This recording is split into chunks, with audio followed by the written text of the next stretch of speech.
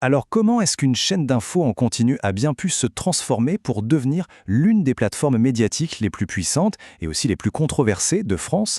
C'est toute l'histoire de cette métamorphose radicale, celle d'ITélé, qui est devenue CNews. Bon, on va décortiquer ensemble les rouages de cette véritable révolution dans les médias. Pour bien comprendre, il faut s'imaginer la scène. On est en 2016 et là, la quasi-totalité d'une rédaction, on parle de 100 journalistes sur 120, décide de claquer la porte. Ce n'est pas juste une crise là, c'est un séisme, un vrai tremblement de terre qui a secoué tout le paysage audiovisuel français et qui en fait a ouvert la voie à un changement absolument sans précédent. Pour comprendre comment on en est arrivé là, il faut revenir un peu en arrière, au cœur du conflit. Parce que cette vague de démissions massives, évidemment, elle n'est pas arrivée par hasard. C'est vraiment le résultat d'une lutte acharnée pour, disons, l'âme de la chaîne. Tout a donc commencé en octobre 2016. La rédaction se met en grève. Pourquoi? Eh bien, d'abord parce qu'elle est très inquiète pour son indépendance éditoriale, et puis elle proteste contre l'arrivée qui lui est imposée de l'animateur Jean-Marc Morandini. À l'époque, il est mis en examen pour corruption de mineurs aggravée. Cette grève, elle va durer 31 jours. C'est un record absolu pour une chaîne privée en France. Et même quand elle se termine, la fracture est bien trop profonde. La rédaction se vide littéralement, laissant derrière elle une sorte de coquille vide, prête à être complètement remodelée. Et derrière cette transformation, on trouve un homme, un industriel puissant, redouté, dont le nom est devenu synonyme de prise de contrôle, disons spectaculaire. Vincent Bolloré. Dans le monde des affaires, sa réputation le précède. Il suffit de regarder ses surnoms. Le tueur souriant, pirate du capitalisme. Ça en dit long. Ces surnoms racontent l'histoire d'un homme qui, parti de la papeterie familiale en déclin, a réussi à bâtir un empire en appliquant une méthode bien à lui. Une méthode redoutablement efficace. Et cette fameuse méthode Bolloré, la voilà.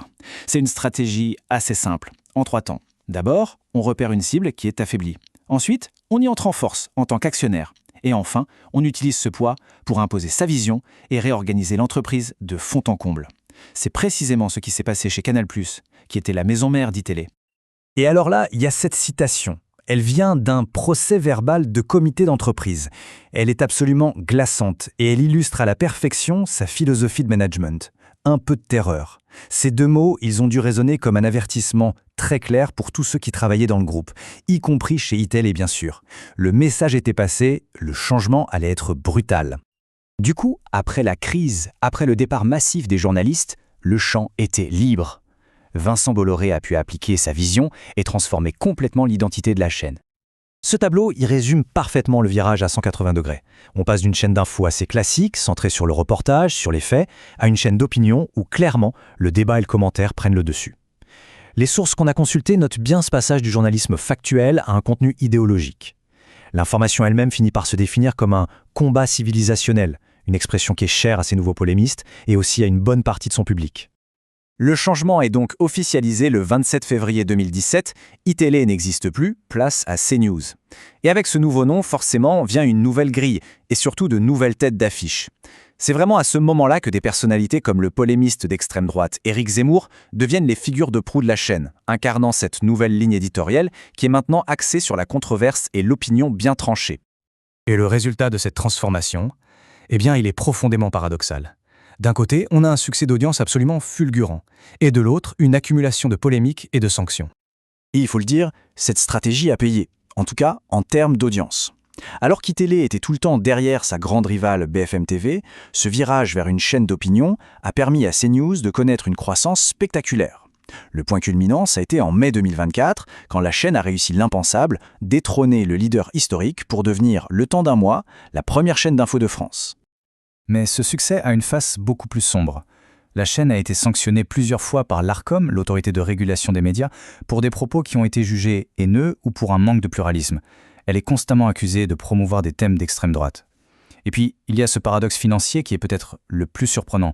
Malgré ses audiences records, la chaîne reste, année après année, déficitaire. Le succès d'audience ne se traduit pas en rentabilité. Alors, qu'est-ce que cette histoire nous dit au fond? Parce que le cas CNews n'est pas un phénomène isolé, non, il s'inscrit dans une tendance beaucoup plus large, qui est en train de redessiner le paysage médiatique et bien au-delà de nos frontières. Ce modèle, où l'opinion et le débat prennent le pas sur le reportage factuel, ce n'est pas propre à la France. Ça reflète une évolution globale, où la distinction entre l'info pure et le commentaire idéologique devient de plus en plus floue. On pourrait dire que CNews est la manifestation française la plus aboutie de ce phénomène international. Toute cette histoire nous laisse avec une question fondamentale. Quand l'objectif n'est plus simplement d'informer, mais de mener un combat, qu'il soit culturel ou idéologique, quelles sont les conséquences pour le débat public, pour la démocratie et, au final, pour la société dans son ensemble? La réponse, bien sûr, reste ouverte.